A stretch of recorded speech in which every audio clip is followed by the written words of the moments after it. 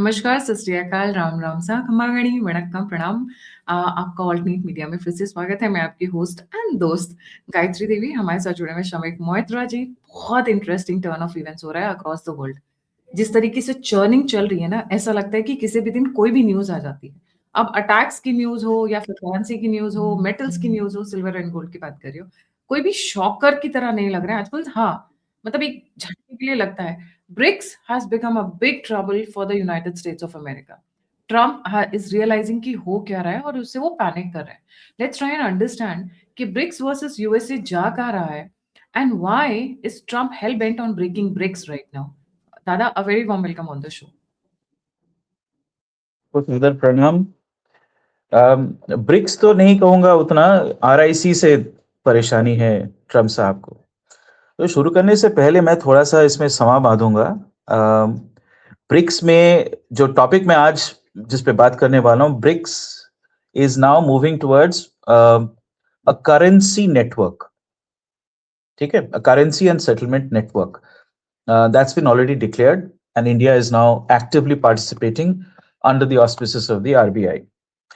ये एक बहुत बड़ा डेवलपमेंट है, और वो क्यों है और उससे हमारे देश के लिए कौन से रास्ते, कौन से मार्ग खुल जाते हैं आर्थिक प्रगति का, उस पे हम बात करेंगे। तो उससे पहले थोड़ा USA पे अपना ध्यान जो है केंद्रित करना पड़ेगा, नहीं तो समझ में नहीं आएगा कि हम क्या डिस्प्लेस करने वाले हैं और ये थ्रेट का परसेप्शन जो आप कह रहे हो ये क्यों आ रहा है। ठीक है, तो शुरुआत में प्रारंभ करते हैं। ये ट्रम्प साहब का ये एक चिट्ठी है। नहीं, चिट्ठी पे जाइए, उस पे नहीं जाते, मैप्स पे नहीं जाते, चिट्ठी। ये जो चिट्ठी है ये उन्होंने नॉर्वे के प्राइम मिनिस्टर को लिखा via his truth social platform, जो ट्रम्प साहब खुद ओन करते हैं। इसको जरा पढ़ें गायत्री जी, एक क्विकली जरा इसको देख लें। चिट्ठी में क्या लिखते हैं ट्रम्प साहब? Dear Jonas, considering your country decided not to give me the Nobel Peace Prize for having stopped 8 wars plus कहाँ से आए मुझे पता नहीं है, I no longer feel an obligation to think purely of peace, although it will always be predominant, but can now think about what is good and proper for the United States of America. Denmark cannot protect that land from Russia or China. And who do they have a right of ownership anyway? There are no written documents. It's only that a boat landed there hundreds of years ago. But we had boats landing there also. I have done more for NATO than any other person since its founding, and now NATO should do something for the United States. The world is not secure unless we have complete and total control of Greenland. Thank you, President DJT. Interesting. Nobel नहीं दिया तो मैं तुम्हारी वाट लगा दूंगा। How dare you didn't give me Nobel. जो मुझे चाहिए मैं ले लूंगा, ठीक है, मुझे ये चाहिए। अच्छा, तो ये जो है जेफरी सैक्स साहब जो हैं, इकोनॉमिस्ट हैं बहुत बड़े और जियोपॉलिटिकल एक्सपर्ट भी हैं, उन्होंने एक हाल ही में सागर NJT का एक चैनल है which he operates a podcast channel, उन्होंने कहा उसमें कि literally openly declared Trump as insane after this letter, literally said he is insane. तो अब इंसैनिटी पे बाद में आते हैं। जरा देखते हैं कि एक शब्द से मैं स्टार्ट करूंगा। लैटिन में एक शब्द है ग्रैटिस, यानी कि टिप। आप खाना खाने जाते हो रेस्टोरेंट में तो आप एक टिप छोड़ते हो। क्यों दिया जाता है टिप? क्योंकि आपको सर्विस अच्छी मिली है, अच्छा बर्ताव किया गया है, आपको ओवरऑल एक्सपीरियंस अच्छा लगा, तो आप एक टिप छोड़ देते हो।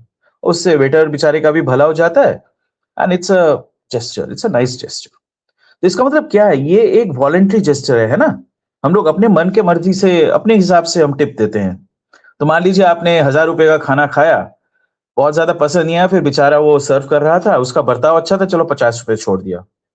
या फिर बहुत अच्छा लगा खाना और हम लोगों ने 100 या 200 रुपए छोड़ दिया। ठीक है, तो ये हमारे ऊपर है ना, हम कितना टिप देंगे। मैं क्यों टिप की बात कर रहा हूं? अमेरिका में जाइए, अगर आपने बाई चांस 15% तो मिनिमम लिखा ही होता है कि आपको 15% सर्विस चार्ज देना है।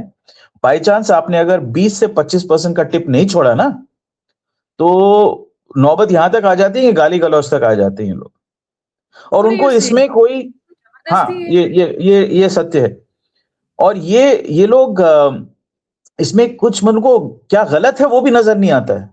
अब विश्व में कोई भी देश ऐसा नहीं है जहां पे टिप को अपना हक समझा जाए। हक नहीं है ना ये आपका एक आपकी उदारता है। लेकिन अमेरिका में इसको हक समझा जाता है, और भगवान उसका भला करे अगर कोई टिप ना छोड़े तो। ठीक है, ये क्या दर्शाता है, ये मैं क्यों बोल रहा हूं? ये एक ऐसा देश है जो जिसका जोर, जिसकी लाठी उसका भैंस पे काम करती है। शुरू से ये गैंगस्टर देश रहा है, और मैं उनके इतिहास से शुरू करके फिर ब्रिक्स पे आऊंगा कि क्या अभी अर्थनीति कैसे उन्होंने स्ट्रक्चर किया है, एक वैश्विक आर्थिक ढांचा है, उसको इन्होंने कैसे निर्माण किया और वो किस पे आधारित है, और हमारे पास क्या है। अब देखिए 1776 में जाते हैं जब ये यूनाइटेड स्टेट्स एक देश बना। ये देखिए यहाँ पे ये 13 कॉलोनीज हैं, 12+1। ये सारे वो यूरोप से आए थे और यहाँ पे उन्होंने अपना कब्जा जमाया था। तो इन्होंने इंडिपेंडेंस डिक्लेयर कर दिया। जो सारा इनका इंडिपेंडेंस युद्ध हुआ ये इसी क्षेत्र में हुआ, ब्रिटेन से वो अलग हो गए। अब देखिए उसके उत्तर और पश्चिम में सारा अभी भी ब्रिटेन दिख रहा है आपको। ये था यूनाइटेड स्टेट्स ऑफ अमेरिका, जो अगर लगभग क्षेत्रफल के हिसाब से देखें तो ये भारतवर्ष का जो कोंकण कोस्ट है ना, वैसा ही है, उसी साइज का था। अब आगे बढ़ते हैं। ये क्या हुआ, ये इन्होंने फ्रांस के साथ थोड़ा युद्ध किया, और फिर टेरिटोरियल एक्सपेंशन हुआ, लोग वेस्ट की तरफ बढ़ने लगे। तो वो आकार जो है देखिए, जो कोस्ट पे सटा हुआ था वो ये बढ़ के इतना हो गया। ठीक है, ये लगभग आप सोच सकते हो 1800 सदी के आसपास। तो अगला उधर देखते हैं। जो पीछे अच्छा, वाली उधर साइड उधर सारे नेटिव अमेरिकन रहते थे, उनको मार मार के भगा दिया इन्होंने। हाँ, और वो लोग ओरिजिनली इन पे अटैक्स नहीं करते थे, पर जब बात सर्वाइवल की आ जाए तो कोई भी आपको वापस अटैक करेगा ना। तो मार मार के भगा भगा के ये लोग वेस्ट की तरफ बढ़ते रहे। अगले मैप पे चलें। मतलब ये यहाँ से लिया, फिर नेक्स्ट वाले हाँ, उसमें इंडिपेंडेंस फ्रांस के टाइम पे ये था, उसके बाद यहाँ ये बढ़ गए। ये हाँ, बढ़ गए। और नेक्स्ट ये नहीं नहीं, वेट वेट एक मिनट। हाँ, यहाँ पे बढ़ गए। अच्छा, उत्तर में आप देख रहे हो ब्रिटेन जो लिखा हुआ है ना, वो कनाडा है। कनाडा के साथ युद्ध किया इन्होंने। वो एक आपको एक मैप के बीच में एक एक छोटा सा ट्रायंगल घुसता हुआ नजर आएगा यूएस के अंदर। वो टेरिटरी जो है इन्होंने कनाडा से छीन लिया। ये वो ग्रेट लेक्स वाला एरिया है। ठीक है, अगले मैप पे चलते हैं। अच्छा, ये है फ्लोरिडा। इन्होंने क्या किया, स्पेन के साथ युद्ध किया। एक युद्ध के बाद संधि युक्ति पे एक नॉमिनल सा अमाउंट देके स्पेन से फ्लोरिडा खरीद लिया इन्होंने, जिसको कहते हैं ना पैन हैंडल। ये जो नीचे एक भाग नीचे लटका हुआ है, ये खजूर की तरह, ये है फ्लोरिडा। ये इन्होंने स्पेन से छीना। अगले पे चलते हैं। ये जो फ्लोरिडन पेनिनसुला है। अब देखिए आप, ये वेस्ट की तरफ और बढ़ गए हैं। ऑलराइट, अब मेक्सिको देखिए। उस समय ये 1830s की बात है। मेक्सिको इस समय पूरा जो ये टेक्सास हो गया, फिर लुइसियाना हो गया। लुइसियाना का तो उन्होंने ट्रेड सेटलमेंट कर लिया था एक फ्रांस के साथ, तो लुइसियाना का टेरिटरी ले लिया था। ये वही एक्सपेंशन है जिससे यूएस का साइज डबल हो जाता है। लेकिन मेक्सिको यूएस जितना ही बड़ा है। मेक्सिको के पास कैलिफोर्निया है, फिर नेवाडा, कोलोराडो, टेक्सास, जिसको आजकल न्यू मेक्सिको कहते हैं, वो अंचल, ये सारा जो है मेक्सिको के पास था। ऑलराइट, अब आगे बढ़ते हैं। टेक्सास देखिए येलो में मार्क्ड है। यहां पे इन्होंने मेक्सिको के साथ एक युद्ध किया। और कैलिफोर्निया की तरफ भी आगे बढ़ गए। तो उत्तरी कैलिफोर्निया क्षेत्र आप देखें अभी कटा हुआ नजर आ रहा है, वो एक स्ट्रेट लाइन है, और बीच में येलो में टेक्सास है। तो टेक्सास जो है 1836 में युद्ध करके इन्होंने छीन लिया। ठीक है, पहले टेक्सास का इंडिपेंडेंट राज्य बना, फिर वो यूएस में उसने अपना विलय करा लिया। अब देखिए फिर 1848 में मेक्सिको के खिलाफ और युद्ध हुए। फिर ये लोग कैलिफोर्निया की तरफ चले गए, वहां पे गोल्ड रश हुआ तो सारे कैलिफोर्निया की तरफ भागे, कैलिफोर्निया ले लिया। ठीक है, और आगे चले। ये देखिए ये 49th पैरेलल है, जो आज के डेट में कनाडा और यूएस के टेरिटरी को डिमार्केट करता है। ये बॉर्डर, ये एक स्ट्रेट खींची हुई लाइन है, इसका कोई सच बेसिस नहीं है ज्योग्राफिकल। तो ये पूरा कैलिफोर्निया आ गया, और उत्तर में Washington state, not Washington DC, Washington state जिसका कैपिटल सिएटल है, वो इनको मिल गया, ओरेगन मिल गया। ये हो गया यूनाइटेड स्टेट्स का बेसिक ढांचा। हर बार इन्होंने या तो युद्ध किया है, या लूट खसोट किया है, या नेटिव अमेरिकन को भगाया है, और ऐसे करके ये टेरिटरीज ग्रैब करते गए किसी ना किसी प्रिटेक्स्ट पे। अच्छा, 1867 में रशिया वाज वेरी कंसर्न्ड, क्योंकि जापान जो है यूरोपियंस के साथ मिलके उन्होंने वो अपना on the verge of Meiji Restoration. Russia was feeling threatened and it had other campaigns to fight. उनका तिजोरी खाली था, तो यूएस के साथ एक डील करके उन्होंने अलास्का बेच दिया. $7.2 मिलियन उस जमाने में, जो आज की डेट में भी कुछ खास नहीं है, लेकिन 7.2 मिलियन से एक शॉट में नहीं दिया, 2 मिलियन दिया और बाकी किश्तों में. तो ये आसान किश्तों में इन्होंने रशिया से अलास्का ले लिया. ठीक है. और फाइनली आते हैं हवाई. ये हवाई जो है, उन्होंने एक लोकल चीफटेन को दूसरे लोकल चीफटेन के साथ भिड़ा दिया और बोला कि ये डेमोक्रेसी होनी चाहिए. तो ये हवाई में उन्हें फ्रीडम और डेमोक्रेसी ले आए और 1898 में it became a US protectorate. And by the way, it became a state of the United States only in 1959. As late as that, or as recently as that. नहीं, इस पे नहीं चलते अब. अच्छा, मैप्स का ये सिलसिला खत्म करते हैं. मैंने मैप्स क्यों दिखाया, ये बताने के लिए कि हम लोग अचरज में क्यों पड़ते हैं जब हम देखते हैं कि अमेरिका ग्रीनलैंड छीन रहा है या छीनने की कोशिश कर रहा है, या वेनेजुएला को वहां पे कू करा रहा है, या वहां पे प्रेसिडेंट को हटा रहा है. यही तो इनका जो गैंगस्टर नेशन है, यही तो इनकी पद्धति रही है शुरू से. अच्छा, जब अमेरिका कॉलोनी था ब्रिटेन का, ब्रिटेन में एक राजा होता था जॉर्ज थर्ड. जॉर्ज थर्ड के टाइम पे ब्रिटेन ने अपना साम्राज्य बनाया. पूरा जो वैश्विक साम्राज्य है जॉर्ज थर्ड के आधिपत्य में बना. इंडिया भी उस समय ब्रिटेन के पास आया. America was a very poor colony. It was not so resource rich, but it had potential at that stage, क्योंकि वो तो वो तट से लगता हुआ एक छोटा सा क्षेत्र था. जैसे जैसे आगे बढ़ते गए तो it became more valuable. So obviously ये जो अंग्रेज लोग थे, इन्होंने सोचा कि ये तो हाथ से जाने नहीं दे सकते, तो उन्होंने युद्ध किया 2 बार. एक बार नहीं, एक बार 1776 में जब इन्होंने इंडिपेंडेंस डिक्लेयर किया, फिर 1812 में एक युद्ध हुआ था. तो दूसरे दोनों बार ये हार गए. ठीक है. अब बात ये है कि जो ब्रिटिश एम्पायर था उसकी पद्धति क्या थी. पहले एक जगह पे घुसो, हमारे पास शक्ति नहीं है, देखो कौन 2 राजा हैं जो राइवल्स हैं, एक को दूसरे के खिलाफ भिड़ाओ और उसके बाद दूसरे को सपोर्ट करो. पहले इसको उकसाओ, फिर दूसरे को सपोर्ट करो और फिर बोलो कि तुम दोनों हमारे प्रोटेक्शन में आ गए. ये पद्धति उन्होंने अपनाई और ऐसे ही करके उन्होंने ये भारतवर्ष का इतना बड़ा साम्राज्य ले लिया, अफ्रीका में दूसरे देशों को लिया, अमेरिका पे कब्जा करवाया. कनाडा उनके पास अभी भी है देखा जाए तो, although nominally it's a democracy. तो ये ट्रेंड रहा है. अच्छा, इसमें America after the First World War became the most important power economically and militarily. The First World War, okay. Second World War के बाद it became the biggest superpower with one rival, Soviet Union. पर Second World War के बाद क्या हुआ, Britain का साम्राज्य समाप्त हो गया, जो फिजिकल ऑक्यूपेशन के बेसिस पे था. मतलब देशों पे कब्जा करते थे और वहां से रिसोर्सेज को एक्सप्लॉइट करते थे और फिर अपना सामान जो है वहां बेचते थे. ये सिस्टम था. अमेरिका ने चेंज किया उसको, उस पॉलिसी को. उन्होंने क्या कहा कि नहीं, हम किसी को ऑक्यूपाई नहीं करेंगे, डायरेक्टली नहीं करेंगे, हमारे तो बस कुछ मिलिट्री बेसिस रहेंगे और मिलिट्री बेसिस होंगे तो मैं सबको प्रोटेक्ट कर दूंगा. मेरे पास एक बहुत ताकतवर नेवी है, बहुत पावरफुल एयरफोर्स है और न्यूक्लियर वेपन्स हैं, तो मैं पूरे विश्व के लोगों को प्रोटेक्ट करूंगा अगर वो हमारे इन वैल्यूज के साथ मैच करें, फ्रीडम और डेमोक्रेसी. पर in practicality they were protecting lots of dictatorships. Pakistan हो गया, फिर उस तरफ साउथ ईस्ट एशिया में डिक्टेटरशिप्स ही तो थे.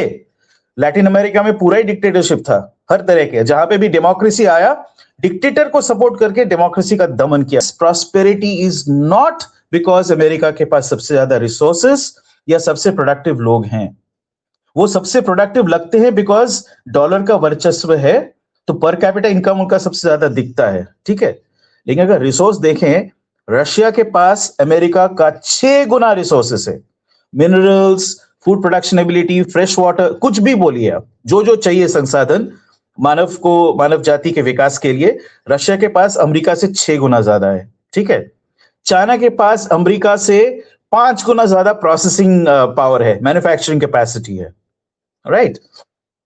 भारतवर्ष के पास दुनिया में सबसे ज्यादा उत्पादन के लिए भूमि है. ठीक है. और भी बहुत सारे रिसोर्सेज हैं अनएक्सप्लोर्ड. तो probably the Indian subcontinent is number 2 right after Russia when it comes to resources. Africa में बड़े तादाद पे आपको प्रेशियस मेटल्स, स्ट्रेटेजिक मेटल्स ये सब मिलेगा। जमीन वहां पे उतनी फर्टाइल उपजाऊ नहीं है, लेकिन फिर भी वहां पे पॉसिबिलिटी है for agricultural production, but limited. ठीक है, तो अमेरिका के पास क्या है? अमेरिका के पास ये है जो ट्रंप उछल उछल के कहते रहते हैं, you want access to our markets, you have to pay a tariff because we are. उसका हिसाब ये है कि हम आपको अपना मार्केट एक्सेस दे रहे हैं, so we are subsidising your economy. अरे ये कैसे हो गया? आप खरीद रहे हो तभी तो हम बेच रहे हैं ना, कोई एहसान तो नहीं हो रहा है ना। लेकिन वो अपना डंडा चला के उसको एहसान बता रहा है। फिर अब तो वो जो टैरिफ है, यानी कि वो एक तरह का कस्टम ड्यूटी है, ठीक है ना, वो उसी के लोग देते हैं, लेकिन आपका प्राइस बढ़ जाता है जो आप निर्यात कर रहे हो। ठीक है, तो ये जो सिस्टम उसने नया चलाया, that is to again shore up the American economy, prove to the world that हम सबसे बड़े कंज्यूमर बेस हैं, इसलिए आपको हमारी बात माननी पड़ेगी। नहीं मानोगे तो आपका वेनेजुएला या ईरान कर दिया जाएगा, या हम ग्रीनलैंड जैसा कुछ करेंगे, और वो नहीं कर पाए तो टैरिफ लगा देंगे। तो हमारी बात तो आपको हर हालत में माननी ही पड़ेगी। ठीक है, ये है वैश्विक ढांचा जो अमेरिका ने तैयार किया है, backed by financial institutions which it controls. Global financial institutions are controlled out of New York and London. London Britain की राजधानी है और वो उसका एक वैसल स्टेट है।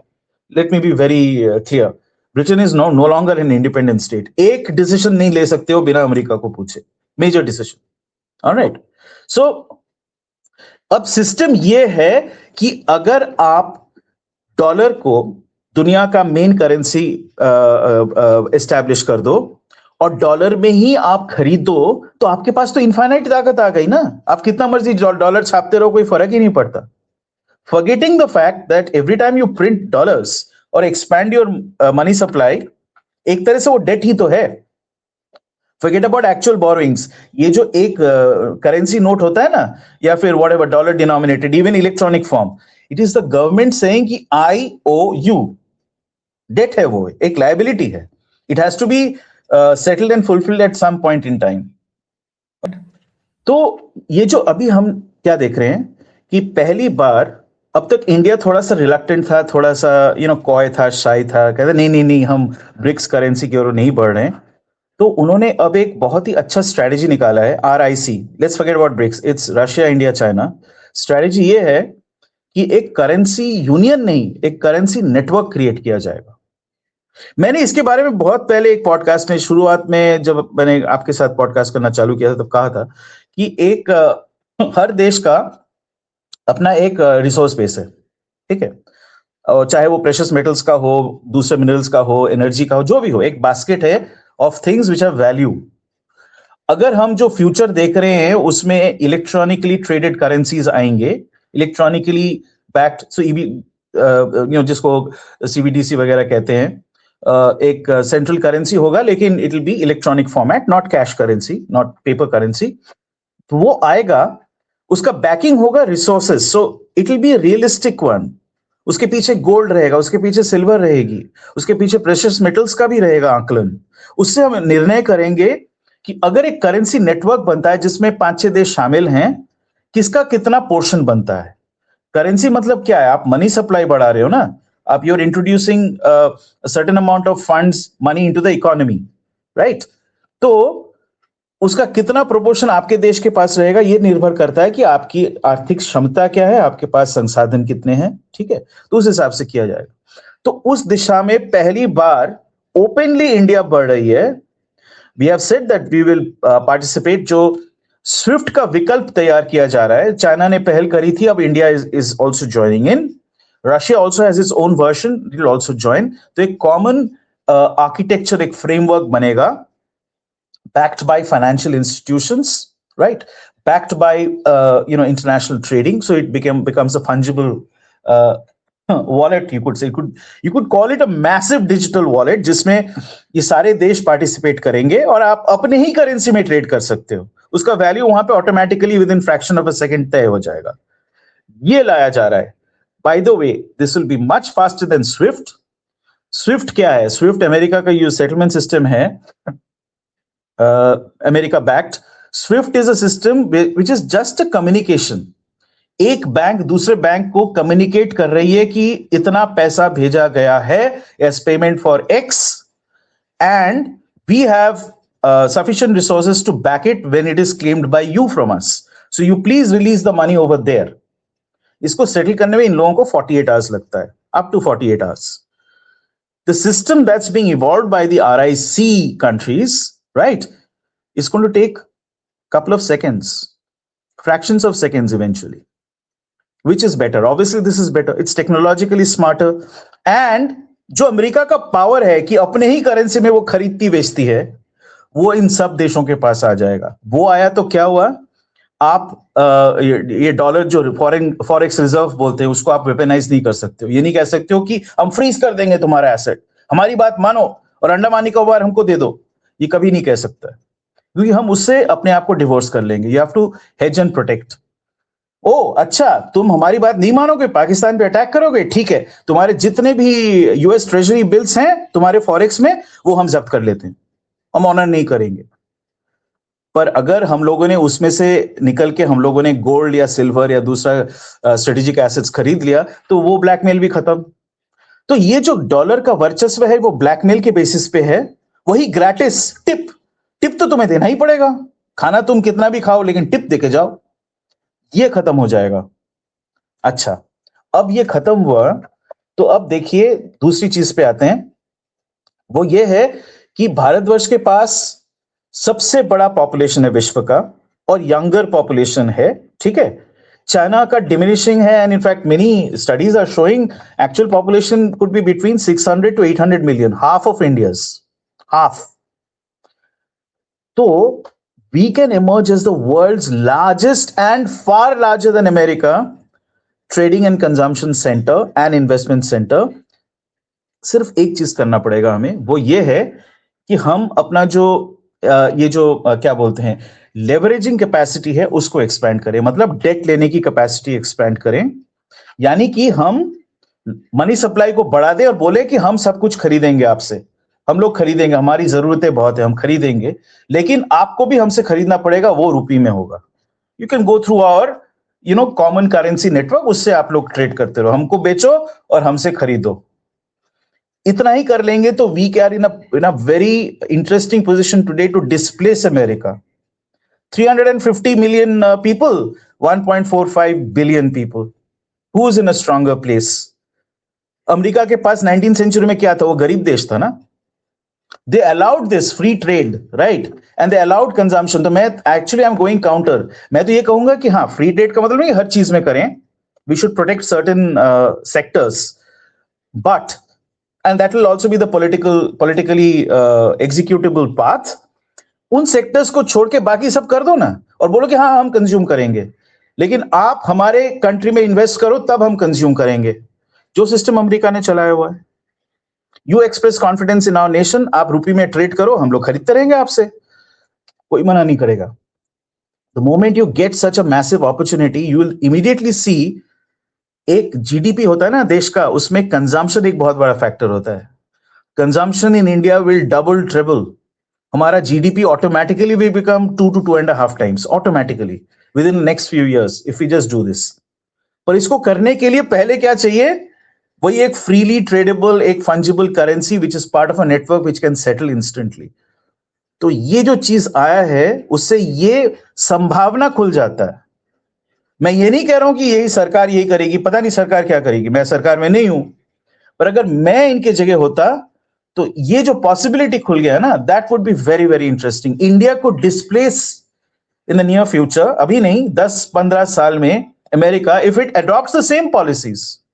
अच्छा, उसको बैकअप करने के लिए आपको क्या करना पड़ेगा, you will have to not be so, I would say, thuggish और गैंगस्टरिश, लेकिन हम लोग अपने मिलिट्री ताकत को, सामरिक शक्ति को बढ़ा के उस स्तर पे ले जाएं which includes space weapons, which includes a massive missile stockpile, right? Both cruise as well as ballistic, and it includes an extremely powerful navy. हमें नेवी को एक्सपैंड करना पड़ेगा, इंडियन नेवी को। और इस वक्त India fortunately didn't destroy all its shipyards. America doesn't have more than 2 shipyards capable of manufacturing their naval assets, वो तो साउथ कोरिया से करवाती है, इनफैक्ट कील वहां पे बनवाती है, किसी और देश से कुछ और लेती है, ऐसे ऐसे कर रही है.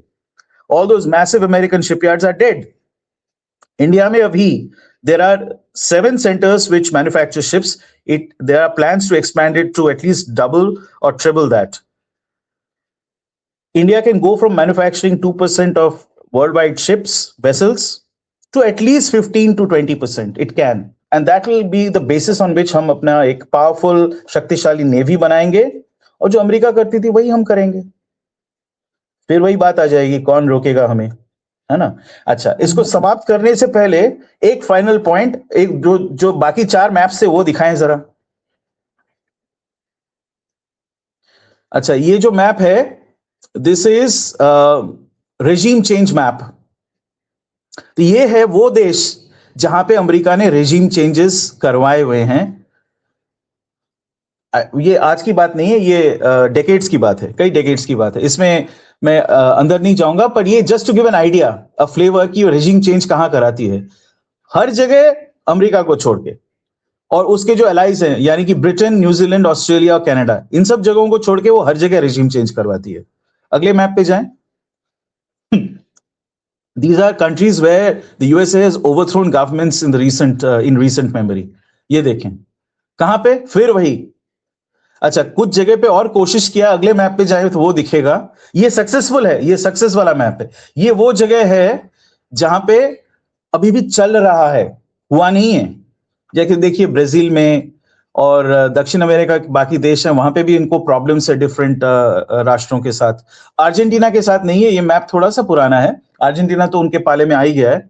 उधर देखिए रशिया, यूक्रेन वगैरह आपको दिखेगा. अफ्रीका में कई देश हैं. Australia is a place where it's not regime change. Australia and Japan have been trying to break free of the US vassalhood. So Australia has been playing, with the RIC as well. Japan has been playing with India. So there are things that are happening, but these are work in process. अगले पे चले. अच्छा, ये वो जगह है जहां पे पिछले 150 सालों से अमेरिका ने कहीं ना कहीं, कभी ना कभी इंटरवेंशन किया ही है. That's it, right. These are the maps. तो ये मैं फ्लेवर दे रहा हूं कि इनका पॉइंट नंबर 1, दूसरे देशों में अशांति फैलाओ. पॉइंट नंबर 2, सबको बोलो मैं तो स्टेबल हूं, आप मेरे में निवेश करो, और सारा जो निवेश है वो डॉलर में डिनोमिनेटेड होगा. मैं आपसे माल खरीदूंगा लेकिन डॉलर में खरीदूंगा. ये हो गया वैश्विक व्यवस्था. नंबर 3, कैसे करो? 2 चीजें, सामरिक शक्ति और एक बहुत ही ताकतवर इंटेलिजेंस एजेंसी जो रेजिम चेंज में माहिर हो. तो अगर भारतवर्ष को जाना है, मैं ही नहीं कहता हूं कि अमेरिका को कट पेस्ट कॉपी करो, जो China by the way has been doing very foolishly. They should evolve their own system of, if they are such a powerful country, they should evolve their own system. India can do it differently.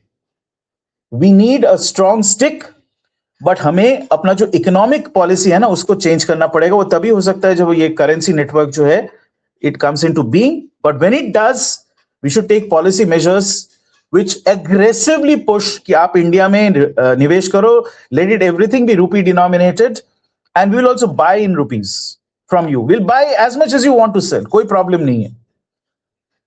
तो मैं India में credit card revolution लाने को नहीं कह रहा हूं. हम लोग फिर भी फिस्कली कंजर्वेटिव लोग हैं. मैं अभी भी कहूंगा कि आप सोना खरीदें, बैंक पे रखें, चांदी खरीदें, ठीक है, अच्छा लैंड पार्सल खरीदें, एजुकेशन के लिए सेविंग्स करें, ये सब ठीक है. लेकिन we can open up the consumption sector. अगर रुपए में ही खरीदेंगे तो दिक्कत क्या है? रुपए का वैल्यू उतना ही हो जाएगा जितना डॉलर का है. इंडिया के पास रिसोर्सेस कम नहीं है. एक अलग पॉडकास्ट करेंगे where I'll prove to you in numerical terms why India is sitting on as much treasure in terms of natural resource, perhaps more than the United States is. It's a unique blessing of our geography, of our geology. This just the way it is. ये मतलब मैं हमारे आप हमको या आपको बड़ा करने के लिए नहीं कह रहा हूं. ये सत्य है. तो therefore we must therefore acquire confidence as a country. उसके 3 वो हैं धुरियां हैं.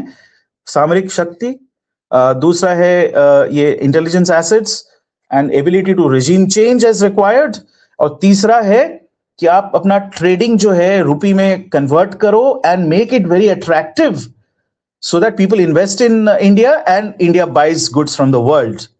There is no problem in being a consumption-led economy. Manufacturing तो चलता रहेगा, वो चाहिए आत्मनिर्भरता के लिए. लेकिन manufacturing is not how America succeeded. It succeeded because it became the consumption center of the world. That's the key. $95 trillion विश्व का वो है, GDP है. America is 1/3 of that, 30 trillion. Can you imagine the accumulation of wealth? कैसे किया? By becoming the biggest buying house in the world. तो आप भी बन जाइए. भारतवर्ष था तो सही biggest trading hub of the world for 3 millennia. Till 1750 that was the case. फिर से करो उसको, कोई दिक्कत नहीं है.